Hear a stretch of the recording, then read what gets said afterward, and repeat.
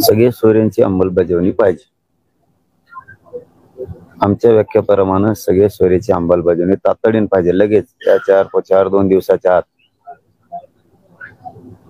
ज्याची नोंद सापडली त्या नोंदीच्या आधारावर मागेल त्या मराठा समाजाला कुणबी प्रमाणपत्र देणे, त्यासाठी निर्णय घेणं आवश्यक आहे. 3 गॅजेट सुद्धा या 2-4 दिवसाच्या आत सरकारने लागू करायला पाहिजे. लगेच या 2-4 दिवसाच्या आत मराठा आणि कुणबी एकच आहे, 83 क्रमांकाला आहे, त्या कायद्याची अंमलबजावणी करणं गरजेचं आहे 2-3 दिवसाच्या आत. ही सरकारची जबाबदारी. या 8-9 मागण्यात या 2-3 दिवसाच्या आत सरकारनं त्याची अंमलबजावणी करावी. राजकीय भाषा मी बोलत नाही. त्यानंतर मला त्या वळणावर जायला लावू नका फडणवीस साहेब, आणि मला भागही पाडू नका त्या वळणावर जायला. त्या 2-3 दिवसाच्या आत, 2-4 दिवसाच्या आत सगळ्या मागणीची अंमलबजावणी करा. नुसता येता काळ तुम्हाला उघड असणार 2024 साठी. 4 दिवस त्या दिवसाने अंमलबजावणी 4 दिवसात करावी म्हणतात. 4 दिवसात झालंच पाहिजे इशारा आहे किंवा त्याच्यानंतर काय? मला राजकीय भाषा बोलायचीच नाही. त्यामुळे ह्या 2-3 दिवसाच्या आत सरकारनं अंमलबजावणी करावी आमच्या सगळ्या मागण्याची. कायदेशीर आहेत, कायद्यात चौकटीत टिकणाऱ्या मराठा आणि कुणबी 83 क्रमांकाला आहे, त्याची फक्त अंमलबजावणी करायची. सगळ्या सोयऱ्यांची अधिसूचना काढलेली, आमच्या व्याख्याप्रमाणे त्याची फक्त अंमलबजावणी करायची. ज्याची कुणबी नोंद निघाली त्या नोंदीच्या आधारावर महाराष्ट्रातल्या मागेल त्या मराठा समाजाला कुणबी प्रमाणपत्र द्यायचा निर्णय करायचा आहे. 3 गॅजेट हैदराबादसह सातारा संस्थान, बॉम्बे गव्हर्नमेंटचे गॅजेट ते लागू करायचे. हे 2, 3, 4 दिवसाच्या आत होऊ शकतं. सगळ्या राज्यातल्या सरसकट केसेस मागे घ्यायच्यात, त्या 3-4 दिवसाच्या आत होऊ शकतं. हे होऊ शकतं. शिंदे समिती काम करत नाहीये, रेकॉर्ड तपासण्याचं काम सुद्धा सुरू होऊ शकतं. फडणवीस साहेबांनी सांगितलं तर EWS मधून पोरांनी अर्ज भरलेले, त्या पोरांचे अर्ज रद्द केले जात आहेत. फडणवीस साहेबांनी ठरवलं तर ते EWS मधून फॉर्म भरलेल्या सगळ्यांना न्याय मिळू शकतो. ज्या 9-10 मागण्या दिल्या त्याची अंमलबजावणी 2-4 दिवसाच्या आत, या 2-3 दिवसाच्या आत सरकारनं तातडीनं करावी. आणि विशेष करून फडणवीस साहेबांनी या मागण्याकडे लक्ष घालावं. कारण फडणवीस साहेबांना आता आम्ही संधी दिलेली.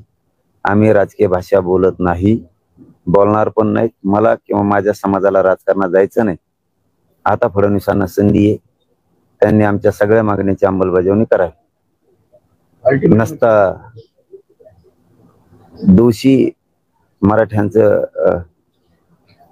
कल्याण न होऊ द्यायला ही दोषी पूर्ण फडणवीस साहेब असणार आहे असा मराठा समाज आता ठरवणार आहे. कारण संधी दिलेली असताना मराठ्यांच्या पोराचं चांगलं होऊ नये, मराठ्यांविषयी दोष आहे.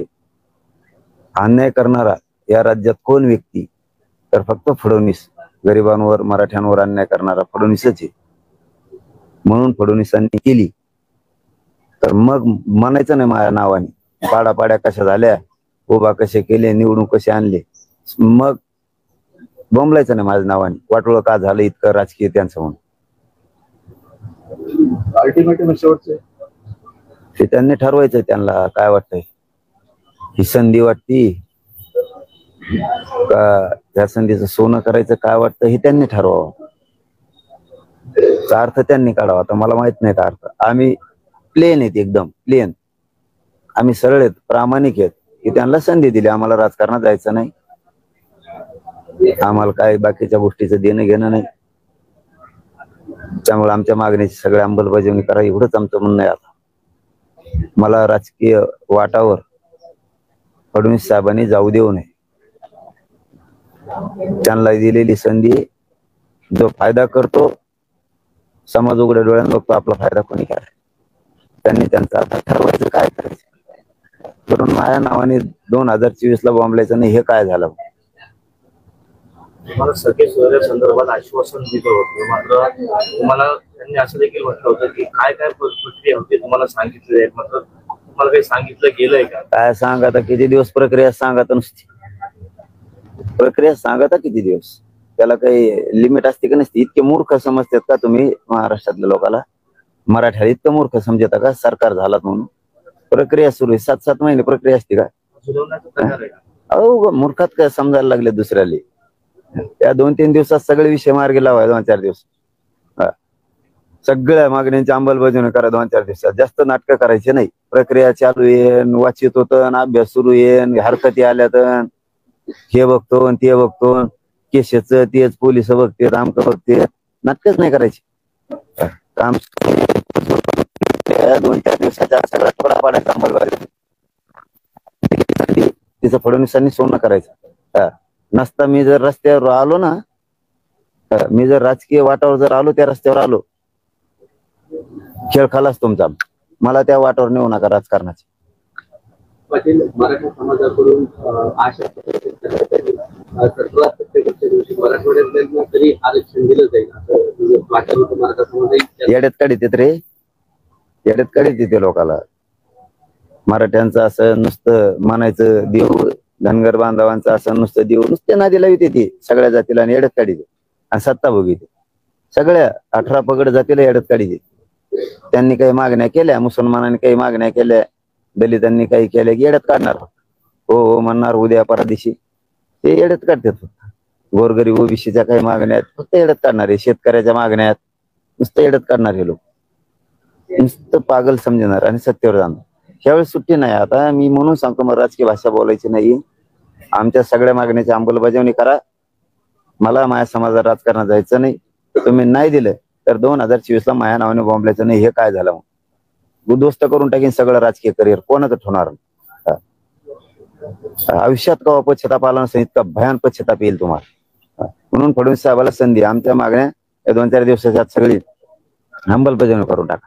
ते राजकारण तुमचं तुम्हाला लक लाभ. जो समाजाचा फायदा करतो तो समाज उघड्या डोळ्याने बघतो. आपला फायदा कुणी केला नंतर बॉम्बलायचं नाही. चला, धन्यवाद. मुख्यमंत्री सहकार्य करा असं देखील म्हटले. सरकारची भूमिका आहे ती सहकार्याची आहे आणि आंदोलकांनी देखील सहकार्य केले. भारतात अशी जात नसल की ज्यांनी वर्षभर सरकारला सहकार्य केलं. ती मराठा जाती. वर्ष झालं सहकार्य करतोय. आम्हाला काहीतरी मर्यादा आहे. आम्हाला पण काहीतरी मर्यादा, आमच्यावर काही जबाबदारी समाजाची. तुम्हाला वर्ष झालं मदत करतोय, आम्ही सहकार्य करतोय. तरी तुम्ही सहकार्यच करा म्हणत असाल, कोणती सत्ता चालवता तुम्ही? आणि कशाला चालविता ती? कशाला चालविता ती? 1 वर्ष झालं सहकार्य करतो. उलट तुम्हाला वाईट वाटायला पाहिजे की 1 वर्ष झालं सरकार आंदोलन सुरू आहे. वाईट वाटायला पाहिजे त्यांना की महिला सुद्धा लाखांना रस्त्यावर आहेत, कोटींना समाज रस्त्यावर आहे. लाज वाटायला पाहिजे त्यांना स्वतःला की 1 वर्ष आंदोलन सुरू आहे ना आपण काहीच करू शकणार. त्यांना मनानेच लाज वाटली पाहिजे. आमचं सहकार्यच आहे. सहकार्य किती दिवस करायचं? 2-4 दिवसाच्या आत विषय मार्गी काढा सगळे. तुम्हाला प्रामाणिकपणा सांगतो फडणवीस साहेब, सगळे विषयाची अंमलबजावणी करा.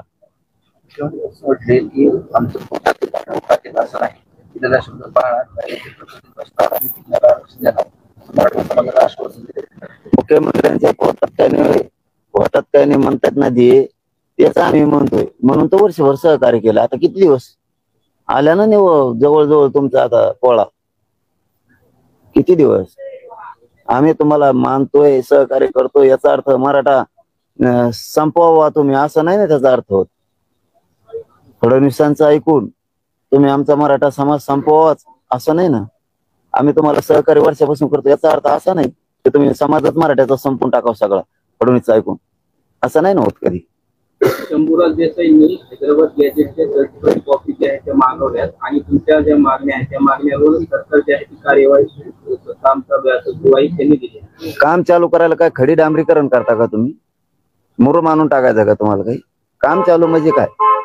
आम्हाला 2-4 दिवसात आमचे विषय संपवा. बाकीचं काम आहेत ना आम्हाला.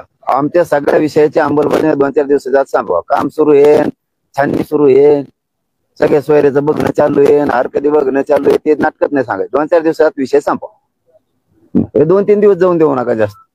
2-3 दिवसाच्या ते आता बघू, नसताच बघू, नाविलाज आहे त्याला. 2-3 दिवसाच्यात आमचे विषय संपवा. 6वा उपोषण आहे हा, आरपारची लढाई म्हणते चालूच आहे. मी आता राजकीय शब्द वापरणार नाही. मी पहिल्या दिवशी वापरत असतो ते मी वापरलेले नाही. त्याचा अर्थ तुम्ही समजून घ्या. शेवटची संधी घेतली. मी काय आता दिली ना, मला राजकीय स्टेटमेंट करायचं नाही, केलं नाही. एक सुद्धा 4-5 दिवसात दाखवा मला. एक केलं नाही, राजकीय भूमिका बद्दल बोललो नाही. मी आता फडणवीसांना संधी दिली, तुम्ही द्या, तुमचा फायदा होईल. तुम्हाला द्यायचंच नाही, फायदे कसं काय करी समाज? तुम्ही म्हणता ना माझ्या तोंडात राजकीय भाषा आहे, आमच्या समाजाचा फायदा दुसरा झाला, हे 2 विषय म्हणता ना तुम्ही. तुम्ही देणारच नाही तर तुम्हाला फायदा कसा होईल? तुम्ही दिल्यावर समाजाला दिसतंय ना कोणी फायदा केलाय. आणि राजकीय भाषा तोंडात ती म्हणताय तर बंद केली मी ती. द्या आता 2-3 दिवसाच्या सगळ्या मागण्याची अंमलबजावणी करा. आता नाही केलं तर आपल्या नावाने ओरडायचंच नाही भाऊ. 2024 ला काय झालं म्हणून इतका भयान दिवस उगलेला तुमचा राजकीय करिअरचा, बरबाद झालेल्याचा कधीच तुम्हाला बघायला नाही मिळाला. हो, कारण मराठ्याचे पोरं आता गप नाही बसू शकत. 2024 ला कार्यक्रमात लावणार मराठ्याचे पोरं, खानदानी अवलाद येते. तुम्हाला कळन मराठ्याचे पोरं काय चीज येत आता 2024 ला. नाही ते 2-3 दिवसाच्यात आमचे विषय सगळ्याची अंमलबजावणी करून टाका. राजकारण तुम्हाला लक लाभ. सरकारला 4 दिवस घेत आहे, 4 दिवसाच्या मागण्या मान्य झाल्या नाही, तुम्ही राजकीय भूमिका घेणार? नाही, माझं उपोषण सुरू आहे. माझं उपोषण सुरू आहे. मी राजकीय स्टेटमेंटच करणार नाही. मी राजकीय कसलीच भाषा त्याने मला समोरून किती बोलले तरी मी त्याचं उत्तर देणार नाही. पण त्याच्यानंतर मग नीटच करणार. मग ज्यांच्या खुमखुम्या आहेत ना सगळ्याच्याच नीट करणार. मग सरकारी आंदोलन कोणाकोणाचे त्यांच्या बी खुमखुम्या नीट करणार. मग सगळ्यांच्याच करणार. मग आता कोणावरच बोलत नाही सध्या, सगळ्याचा हिशोब करतो. मग काल गिरीश महाजन बोलले की सगळे सोयरे कायदा हा कायदा टिकणार.